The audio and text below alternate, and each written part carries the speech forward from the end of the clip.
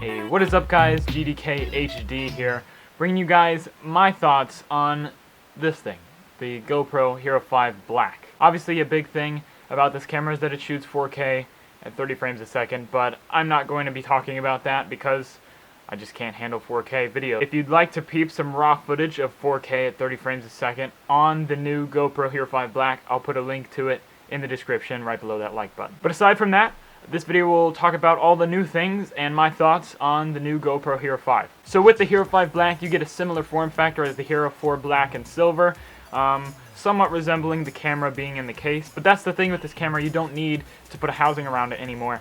You can just have it as itself and take it anywhere you need to go. But with the new feature of it being waterproof, you do get the sacrifice in audio quality. It has 2 mics on the outside and probably more, I don't know the exact number. These mics help alternate which one it pulls audio from to get the best audio quality. So if you bring it underwater and then you take it back out, it's going to find which one sounds the best and start using that one.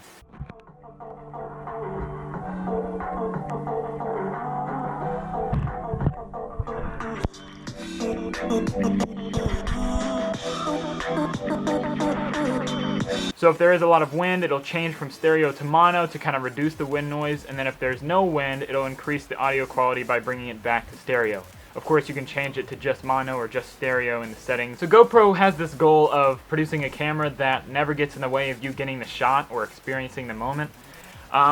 And I think that can really only be applied with their new Hero Session. This camera just produces so many more features. To me, they're great. I love them because they allow more customizability of what your footage looks like and what you can do to increase the quality of the footage, I guess. That's also because I've come from using a DSLR and I know how to manipulate these things and I'm used to it.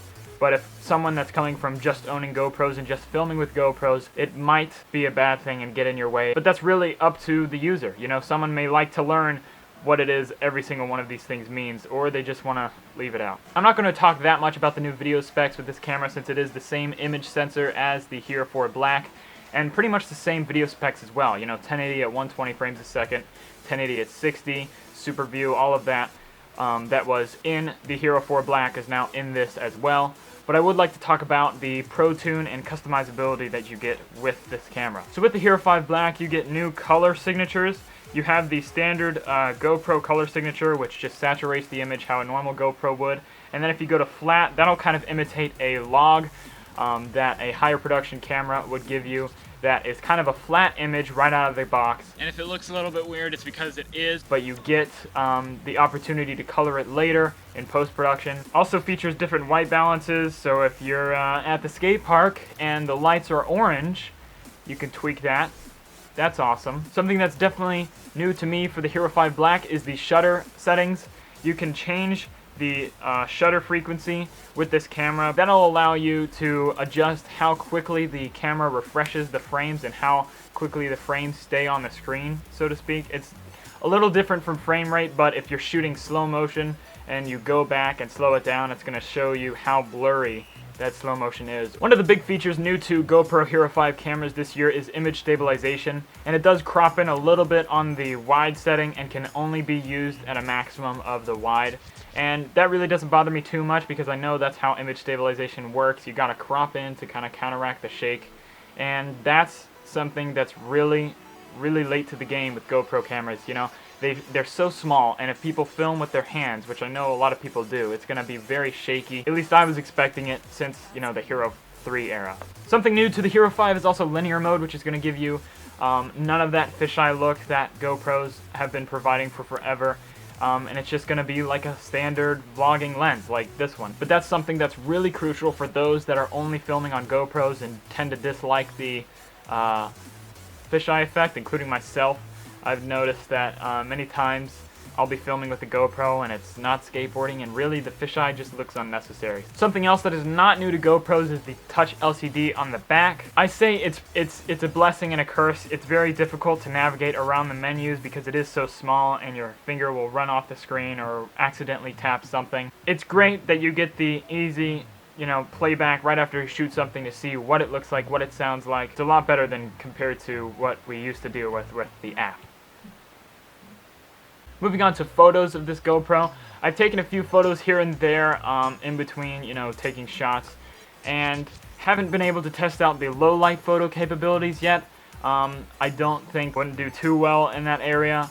But just shooting around at the park, the sharpness is there, the clarity is there. Keep in mind that if you're shooting anything up close, that it's going to look blurry, so maybe back up. One of the things GoPro's done really well with this camera is battery life. I got multiple hours of shooting out of it. That first Hero 5 test video at the skate park, I was shooting 1080-60 the whole time, and I got about 2.5 hours of it being on and, you know, filming every couple minutes. Battery life is going to vary depending on what settings you're shooting at, but if you're shooting at 4K, I'd expect battery life to last around an hour or maybe even less than that, which is pretty good for shooting 4K on a camera that small and battery that small. So good job to GoPro on the Hero 5 battery. So the price of this GoPro is $400, which is significantly cheaper than the original starting price of the Hero 4 Black, which had less features than this and needed a GoPro housing.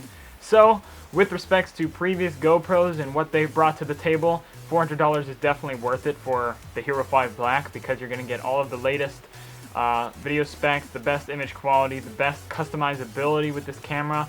Also, there's going to be further updates that are released to this camera that will increase the value. So that about does it. Those are my opinions and thoughts on what's new to the Hero 5 and what I will be using this for. That's about it. Thanks so much for watching, and I'll talk to you guys in the next one. Peace.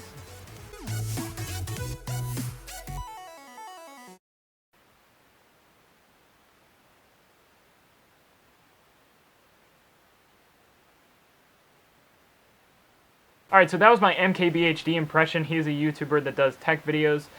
He actually surprisingly hasn't done a video on the Hero 5 Black yet. But yeah, I've been watching him for a while. He's been very successful on YouTube and has about 4 million subscribers now. He just makes videos about smartphones, anything tech related, cameras, laptops, anything like that. So if you don't know of him already, I'll put a link in the description if you want to go check him out. Thanks so much for watching. Subscribe if you want, and I'll see you guys later.